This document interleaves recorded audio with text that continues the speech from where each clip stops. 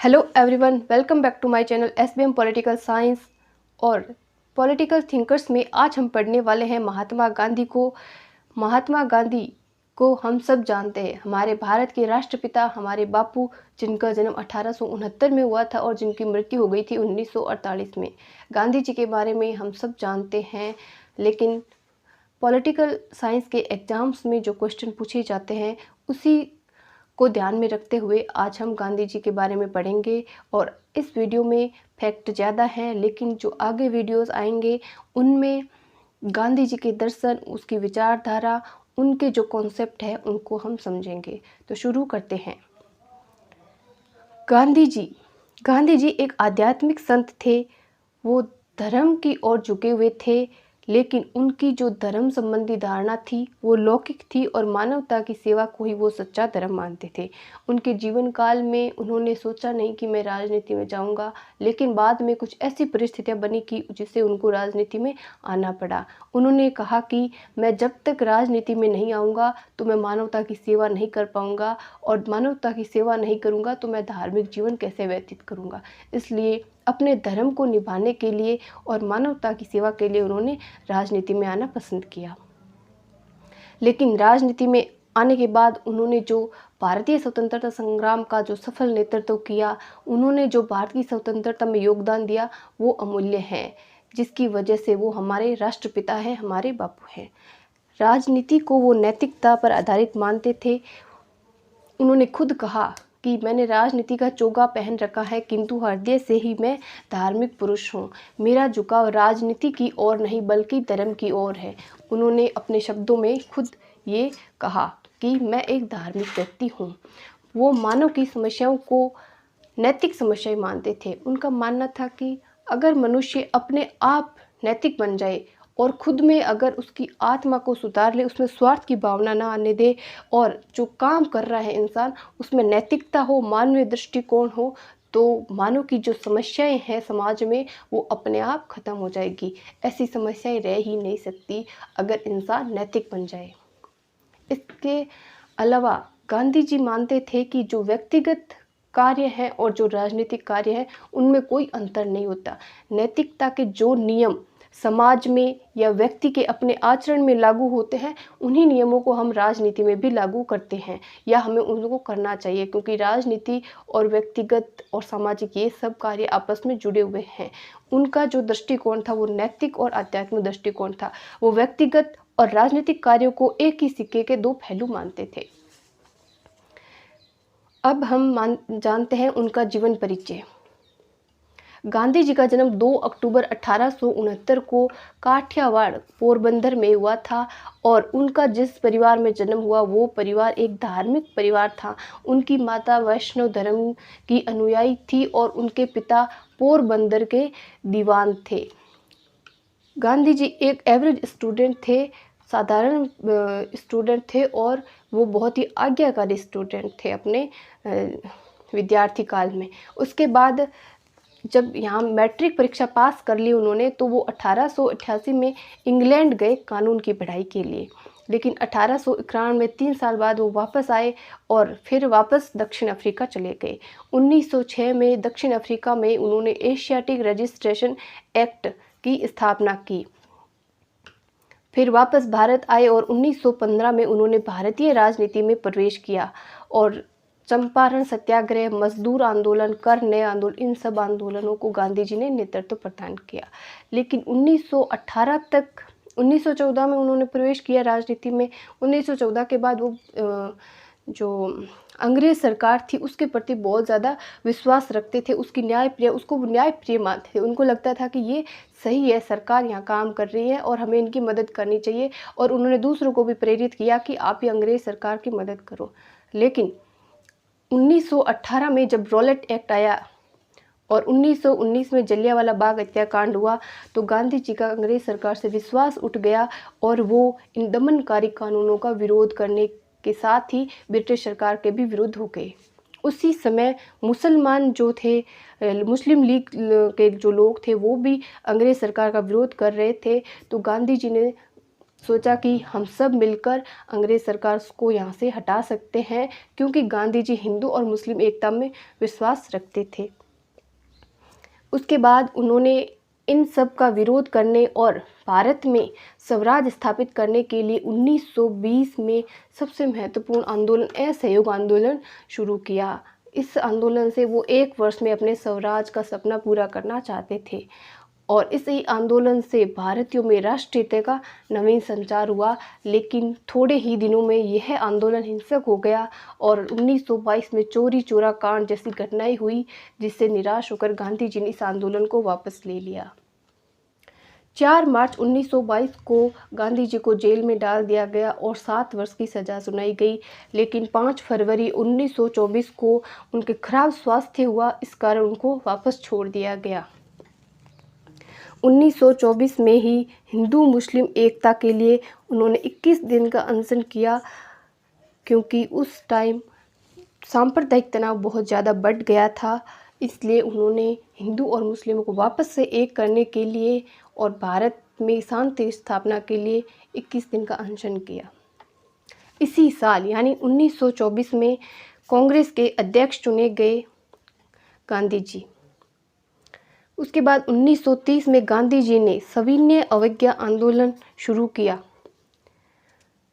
लेकिन 1931 में गांधी और इरविन के बीच एक समझौता हुआ, गांधी इरविन समझौता, जिससे उन्होंने इस आंदोलन को ख़त्म कर दिया और जो गोलमेज सम्मेलन था उसमें भी भाग लिया। लेकिन अंग्रेज़ों की क्रूरपूर्ण नीति और उनके जो चाल थी, उस वजह से गांधी जी इसमें सफल नहीं हो पाए थे।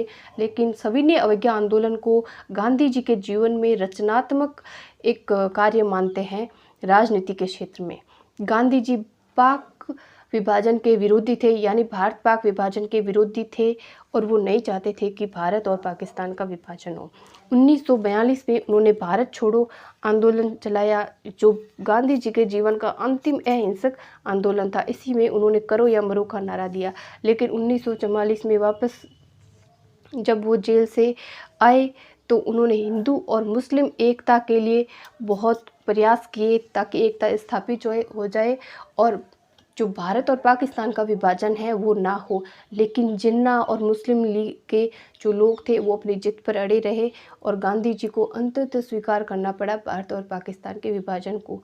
लेकिन उन्होंने आजीवन इसका विरोध ही किया था, क्योंकि उस टाइम बहुत ज़्यादा दंगे हो रहे थे, सांप्रदायिक तनाव बहुत ज़्यादा बढ़ गया था, तो ये विभाजन हो गया बाद में और गांधी जी इसे नहीं रोक पाए। लेकिन गांधी जी ने स्वतंत्रता में जो प्रयास किए वो अमूल्य हैं। उन्होंने बहुत सारे रचनात्मक कार्य भी किए, जैसे हिंदू मुस्लिम एकता के लिए उन्होंने बहुत प्रयास किए, जो दलित हैं उनके उद्धार के लिए बहुत काम किए, जो स्त्री यानी नारीवाद में भी उन्होंने बहुत काम, नारियों के उद्धार के लिए, और जो मद्य निषेध और जो उद्योग है, कुटीर उद्योग हैं, इन सब के लिए उन्होंने बहुत काम किया, यानी समाज में सुधार के लिए भी उन्होंने बहुत काम किया। लेकिन स्वतंत्रता के आसपास जो सांप्रदायिक तनाव था और जो इस परिस्थितियाँ थी वो इतनी तनावपूर्ण थी कि अंततः उनकी जान चली गई। सिर्फ एक व्यक्ति ने उनकी जान ली, जो था नाथूराम गोडसे। 30 जनवरी 1948 में उनकी हत्या कर दी गई थी नाथूराम गोडसे द्वारा और गांधी जी हमेशा हमेशा के लिए हमें छोड़ के चले गए। लेकिन हमारे विचारों में और हमारी भावनाओं में वो आज भी जीवित है। उनकी मृत्यु पर आइंस्टीन ने कहा कि आने वाले लोग शायद ही याद रखेंगे कि ऐसा हाड़ और मांस का कोई पुतला हुआ था। और स्टैनले जोन्स एक विचारक है, उन्होंने कहा कि गांधी जी की हत्या ने उनकी छवि को और मजबूत बना दिया, वो अमर हो गए हैं। ये था गांधी जी के जीवन के बारे में कुछ बातें। अब हम पढ़ेंगे गांधी जी का जो दर्शन है, यानी उनके जो विचार है वो किस वजह से है या उनका प्रेरणा स्रोत क्या है। गांधी जी के विचारों के या गांधी जी के दर्शन के प्रेरणा स्रोत को हम 2 भागों में बांट सकते हैं, एक पूर्वी और दूसरा पश्चिमी। पूर्वी में हम इन चीज़ों को शामिल करते हैं, यानी उनकी माता जी से उन्होंने पवित्रता सीखी और वैष्णव धर्म की जो शिक्षाएं थी उनको ग्रहण किया, क्योंकि उनकी माता जी वैष्णव धर्म की बहुत बड़ी अनुयायी थी और एक धार्मिक व्यक्तित्व वाली महिला थी। उनके पिता वो सादगी और सदाचार के बारे में उन्होंने अपने पिता से ही सीखा। यानी जो माता पिता थे उनसे बहुत बड़ी शिक्षा ली गांधी जी ने। पवित्रता, सादगी, सदाचार, ये सब जो गांधी जी में थे वो उनके माता पिता की वजह से ही थे। उसके बाद जैन धर्म से उन्होंने सत्य और अहिंसा को ग्रहण किया। जैन धर्म में रायचंद्र जी नाम के व्यक्ति, उनका उल्लेख महत्वपूर्ण रूप से किया जाता है। बौद्ध धर्म का भी बहुत बड़ा प्रभाव था। गीता, उपनिषद, इन सब से प्रभावित होकर ही गांधी जी ने अपने विचारों में इतनी महानता स्थापित की थी। गीता को वो आध्यात्मिक संदर्भों की पुस्तक कहा करते थे। इसके अलावा जो पश्चिमी प्रेरणा स्रोत हैं उनमें बाइबिल का बहुत बड़ा प्रभाव था। बाइबिल का एक अध्याय है परवर्त प्रवचन, जिससे उन्होंने ये सीखा कि किसी भी अत्याचारी का प्रतिकार मत करो। अगर कोई एक गाल पे मारे तो दूसरा गाल आगे कर दो। ये बात गांधी जी ने बाइबिल से ही सीखी थी, जो सबसे बड़ी गांधी जी की बात हम मानते हैं। जॉन रस्किन की जो बुक है ऑन टू दिस लास्ट, ये बुक गांधी जी एक बार नेपाल जा रहे थे तो उनके एक मित्र थे पोलक, उन्होंने गांधी जी को ये बुक दी थी और इस बुक का इन पर इतना प्रभाव पड़ा कि इन्होंने इस बुक का सर्वोदय नाम से गुजराती में अनुवाद कर दिया। और इस किताब से 3 बातें सीखी इन्होंने। जो पहली है, एक व्यक्ति का हित सभी व्यक्तियों के हित में निहित होता है। यानी एक का हित सब में निहित होता है। या अपना हित करे या दूसरों का हित करे, एक ही बात है। यानी कि सबका हित करने में ही आपका खुद का हित होगा। अपने कार्य से आजीविका का समान हक, यानी भी कोई व्यक्ति छोटा काम करे या बड़ा काम करे, उसे अपने पैसे कमाने का, उससे आमदनी कमाने का समान हक होता है। शारीरिक श्रम करने वाले का जीवन ही वास्तविक जीवन है। गांधी जी का मानना था कि वास्तविक जीवन वही जीता है जो काम करता है। इन सब से, यानी जॉन रस्किन से, उनकी किताब से, इन सब से गांधी ने चरित्र पर अधिक बल देना शुरू किया। बुद्धि की बजाय उन्होंने चरित्र को ज़्यादा बल दिया। आत्मिक बल को बहुत ज़्यादा महत्व दिया। उन्होंने धार्मिकता से जो उसका दृष्टिकोण था वो और गहरा हो गया, यानी धर्म की और वो ज़्यादा झुक गए। और पूंजीपतियों से इन्होंने अपेक्षा की कि मजदूर है उनका शोषण नहीं हो, मजदूरों को भी आमदनी, उनको जीने का, आजीविका प्राप्त करने का पूरा हक है। ये सब बातें गांधी ने जॉन रस्किन से सीखी। यानी जॉन रस्किन का बहुत बड़ा प्रभाव है। उनकी किताब है ऑन टू दिस लास्ट, ये बहुत ही महत्वपूर्ण हो जाती है। हेनरी डेविड थोरो, ये यूएसए के थे और ये एक अराजकतावादी विचारक थे अमेरिका के। सहयोग और असहयोग की भावना संबंधी जो विचार है वो गांधी जी ने थोरो से लिए हैं। इनकी बुक है on the duty of civil disobedience. इस बुक का गांधी जी पर बहुत प्रभाव पड़ा।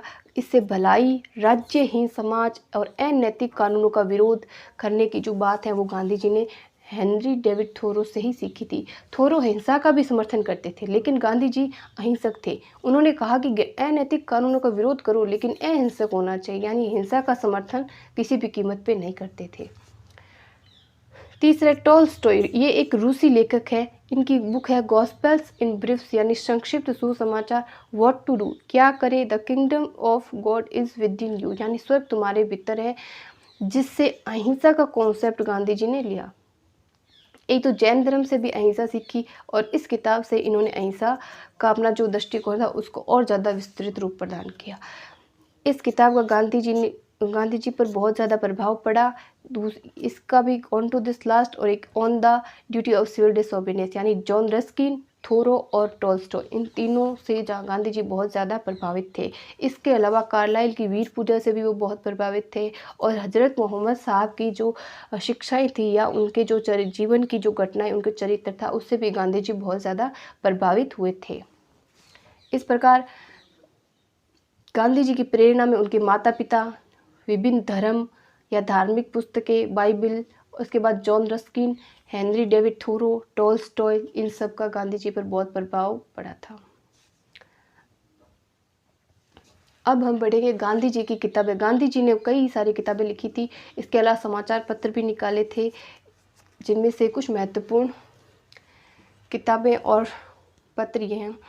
पहली किताब है हिंद स्वराज, ये सबसे इम्पोर्टेंट बुक है गांधी जी की। उसके बाद है माई एक्सपेरिमेंट विद ट्रूथ, मेरे सत्य के साथ, ये गांधी जी की जीवन कथा है। उसके बाद non violence in peace and war, ethical religion, Satyagraha, truth is God, Sarvodaya, communal unity, the removal of untouchability, ये सब गांधी जी की बुक्स हैं। उसके बाद समाचार पत्रों में इंडियन ओपिनियन, ये साउथ अफ्रीका में उन्होंने निकाला था और साप्ताहिक था।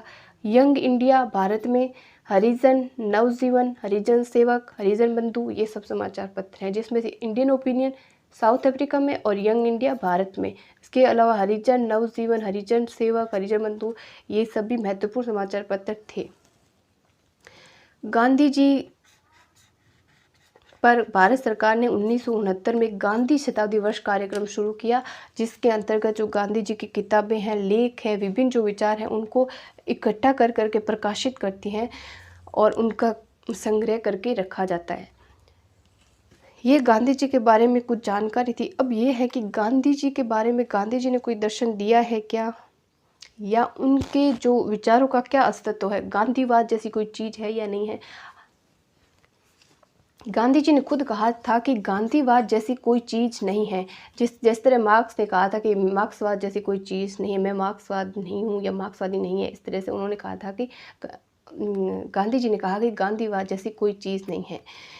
उन्होंने कहा कि दुनिया को सिखाने के लिए मेरे पास कुछ नहीं है, सत्य और अहिंसा उतने ही पुरातन है जितने की पहाड़ है। उन्होंने कहा कि मैंने सीखा है, मेरे खुद के कोई विचार नहीं है और ना ही मैं अपने विचार ऐसे छोड़ के जाऊं कि लोग उसे बनते रहें, आगे से आगे पालन करते रहें।